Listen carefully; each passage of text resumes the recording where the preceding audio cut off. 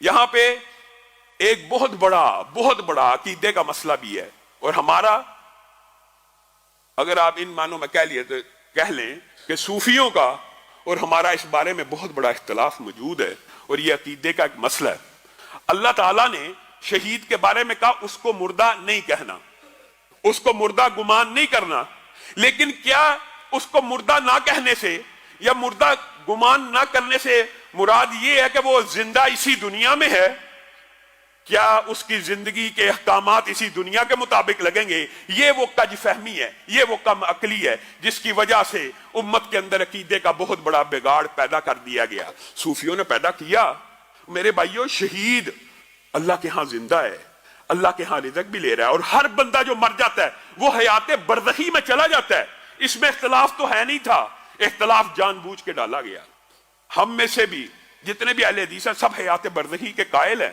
موت کے بعد ایک زندگی ہے جس کو حیات برزخی کہا جاتا ہے، وہ اس زندگی سے مختلف ہے، اس کی تفصیلات بھی قرآن و سنت میں موجود ہیں، لیکن یہ گمان کر لینا حیات برزخی کو یا شہید کی حیات کو گمان اور قیاس کرنا، اس دنیا کے اندر بھی زندہ ہیں اور دنیا کے اندر بھی آتے جاتے ہیں، اور جمعرات کو جناب روحیں آتی ہیں، جمعرات کو جو فوت ہو جاتے ہیں وہ گھر میں آتے ہیں، تشریف لاتے ہیں، اس رات کو صدقہ کرنا چاہیے، وہ گھر کا چکر لگا کے جاتے ہیں۔ یہ باتیں کہاں سے آئی ہیں؟ یہ نہ قرآن سے ثابت ہیں نہ سنت سے ثابت ہیں، بلکہ قرآن و سنت کے مخالف ہیں۔ کیوں؟ اپنی طرف سے نہیں کہہ رہا۔ سورہ یاسین کے اندر بھی اللہ تعالیٰ نے بھی عقیدے کے مسائل کو مخفی نہیں رکھا، پوشیدہ نہیں رکھا۔ یہ شریعت روشن ہے، یہ شریعت واضح ہے، اس میں ابہام نہیں ہے۔ ابہام ڈھونڈ ڈھونڈ کے کوئی ڈالے تو ڈالے۔ شہید کے بارے میں سورہ یاسین کا شہید ہے، وہ اپنے بارے میں کیا کہتا ہے؟ یا لیت قومی یعلمون، یا لیت قومی، اے اللہ آپ نے مجھے طرح طرح کا رزق دیا، کتنی میری عمدہ میزبانی کی، کتنا میرا اکرام کیا۔ یا لیت قومی یعلمون، اے اللہ مجھے واپس بھیج، میں اپنی قوم کو بتاؤں کہ آپ میری کیسی میزبانی کر رہے ہیں۔ کون کہہ رہا ہے؟ شہید، جس کو مردہ کہنا بھی نہیں اور جس کو مردہ سمجھنا بھی نہیں، وہ اللہ کو کہہ رہا مجھے واپس جانے دیجئے، میں اپنی قوم کو جا کے بتلاؤں۔ یا لیت قومی یعلمون بما غفر لی ربی وجعلنی من المکرمین، جو میرے ساتھ آپ نے مغفرت کا معاملہ کیا ہے، جس طرح کا میرا اکرام کیا ہے، میں جا کے بتلانا چاہتا ہوں۔ اللہ نے کہا یہ تو میری سنت نہیں ہے، لیکن تیری قوم کو کیا رہتی دنیا تک، قیامت تک کے لیے میں تیری یہ بات قرآن کا حصہ بنا دیتا ہوں اور پوری دنیا کو بتلا دیتا ہوں کہ تو کیا چاہتا ہے۔ اگر شہید نے بھی، عام میت کی بات نہیں ہو رہی، ہمارے ہاں تو عام میتیں بھی جمعرات کو آتی ہیں، ان کی روحیں بھی آتی ہیں، یہاں پہ شہید واپس دنیا میں جانے کا اللہ سے مطالبہ کر رہا ہے، اللہ اجازت نہیں دے رہا۔ میرے بھائیوں، یہ آپ کو کس نے بگالتا دیا کہ مردے آتے ہیں، اولیاء آتے ہیں، شہید آتے جاتے ہیں؟ یہ سسٹم بنا ہوا جو دنیا سے چلا گیا، یہ اللہ کی سنت ہے۔ معجزے کے طور کے اوپر معراج کی رات میں ایک مرتبہ تو انبیاء کو مسجد اقصیٰ پہ اتارا گیا معجزے کے طور پر، لیکن اس کے علاوہ معمول نہیں ہے کہ کوئی دنیا سے چلا جائے تو اس کو بار بار زمین پہ لایا جائے۔ اگر یہی بات ہوتی تو اتنے ان گنت اور بے شمار نبی بھیجنے کی ضرورت پیش نہ آتی۔ ایک آدم آئے تھے، وہی جاتے، وہی واپس آ جاتے، وہی جاتے، وہی واپس آ جاتے، وہی جاتے، وہی واپس آ جاتے۔ تجربہ بھی بڑھتا، ایکسپیرینس بھی زیادہ ہوتا، سمجھانے کے طریقے بھی ہوتے۔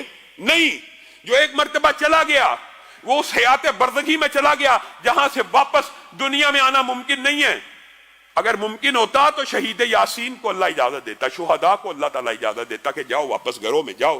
ہاں، یہاں پر ایک ابہام پیدا ہو سکتا ہے کہ جناب ہم نے بہت سے واقعات ایسے سنے ہیں کہ جناب روحیں آئی ہیں، جناب آواز آئی ہے، جناب بالکل جو والدہ فوت ہو گئے تھے فلاں کے پاس گئے، انہوں نے بالکل جی ہماری ان سے بات کرائی، جی ہماری ان سے گفتگو کرائی۔ یہ 90% سے زائد شرک کے جو دھندے ہیں یہ شیاطین اور جنات کے ساتھ چلائے جاتے ہیں، اور یہ ایک عام فہم بات ہے۔ دجال کی جو حدیثیں آپ نے سنی ہیں، پڑھی ہیں، دجال بندہ کہہ دے گا نا میں تجھے رب تب مانوں گا تو میرے مردہ باپ کو زندہ کر کے دکھا، وہ مردہ باپ کو زندہ کر کے دکھا دے گا۔ حدیث میں کیا آتا ہے؟ اگر حدیثیں پڑھی ہوں تو ہمیں یہ سارے دجالی فتنوں کی سمجھ آ جائے. حدیث میں کیا آتا ہے؟ حقیقت میں وہ اس کا باپ زندہ نہیں ہوا ہوگا بلکہ جن اس کے باپ کی شکل میں زندہ ہو کے سامنے آ جائے گا. وہ کون سا جن؟ وہ جن، وہ شیطان جس کو ہر انسان کے ساتھ اللہ رب العزت نے پیدا کیا. آپ کے اور میرے ساتھ ایک کرین پیدا ہوا ہے جو ہماری بچپن سے لے کے آج تک کی ساری انفارمیشن جانتا، ہمارے ساتھ پلا بڑا ہے. اس کی یہ ڈیوٹی ہے ہمیں گمراہ کرے، اس کی یہ ذمہ داری لگائی گئی ہے ہمیں گمراہ کرنے کی. وہ ہمارا ماضی جانتا ہے. اور یہ جو کاہن اور جادوگر ہوتے ہیں یہ سارے کے سارے آپ کو جو اب آپ کے باو اجداد کی روحوں سے ملواتے ہیں، یہ وہی جنات ہوتے ہیں. اور آپ جب ان سے کوئی بات پوچھ لیتے ہیں وہ جن آپ کے باپ کی ہر بات سے واقف ہے اور وہ آپ کو کوئی ایسا ہنٹ دے دیتا، آپ کہتے ہیں یقیناً یہ میرے ہی باپ کی روح سے میری بات ہوئی. معاذ اللہ، یہ کاہن نے تیرے ساتھ دھوکا کیا. اور اسی لیے رسول اللہ صلی اللہ علیہ وسلم نے کہا تھا کاہن، آپ کو پتا نا کاہن درست بات بھی بتا سکتا ہے جن سے انفارمیشن لے کے درست بات بتا سکتا، حتیٰ کہ آپ حیران رہ جائیں گے. صحیح حدیث کے الفاظ ہیں رسول اللہ صلی اللہ علیہ وسلم کا. آپ کو پتا کائنات میں ایک ایسی شخصیت ہے، صرف واحد نبی کریم، آدم بھی نہیں، کوئی رسول اور پیغمبر بھی نہیں، صرف نبی کریم صلی اللہ علیہ وسلم واحد ہیں جن کے کرین نے کلمہ پڑھ کے اسلام کو قبول کر لیا تھا.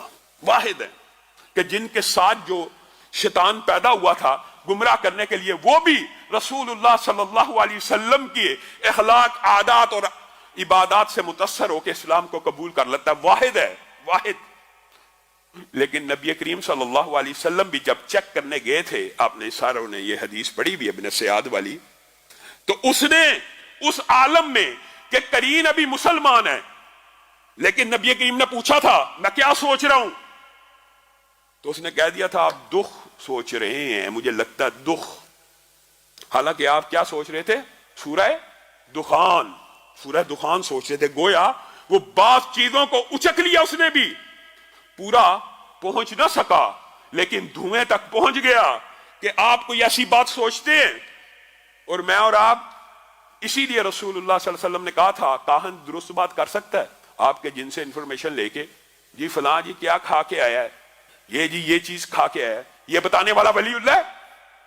یہ بتانے والا کاہن اور جادوگر اور بے ایمان دھوکے باز ہو سکتا ہے، ولی اللہ نہیں ہو سکتا، وہ کاہن ہے. اسی لیے رسول اللہ صلی اللہ علیہ وسلم نے کہہ دیا تھا کہ جس نے کسی نجومی کے پاس، عراف کے پاس، کاہن کے پاس، قیافہ لگانے والوں کے پاس جو گیا 40 دن تک نماز قبول نہیں ہے، یہ پلنٹی ہے.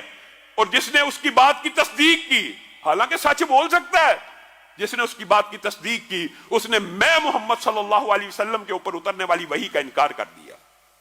بتائیے کوئی سلسلہ رسول اللہ صلی اللہ علیہ وسلم نے چھوڑا دجال سے بچنے کے لیے؟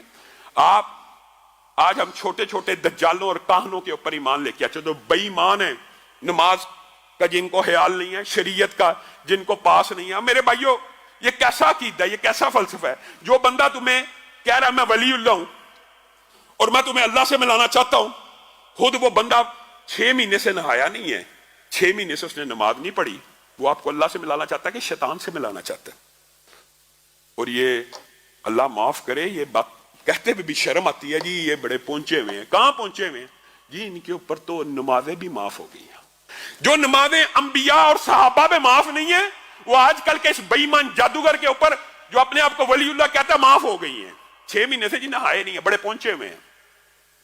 یہ بدبو کے اندر، یہ جادوگر کے دھندے کے اندر، یہ کالے علم کے اندر ہمیں وہ سب طریقے پتہ ہیں کہ جن کے ذریعے یہ اپنے کرین کے ساتھ ہم کلام ہوتے ہیں. بڑے گندے اور بڑے قبیح اور غلیظ طریقے ہیں. جو کوئی اس حوالے سے انفارمیشن لینا چاہے وہ الگ بات ہے، لیکن بات یہاں پہ شہید کی زندگی کے بارے میں آئی ہے تو ضمنی طور پہ بھائی میں نے یہ باتیں آپ کے سامنے رکھ دی ہیں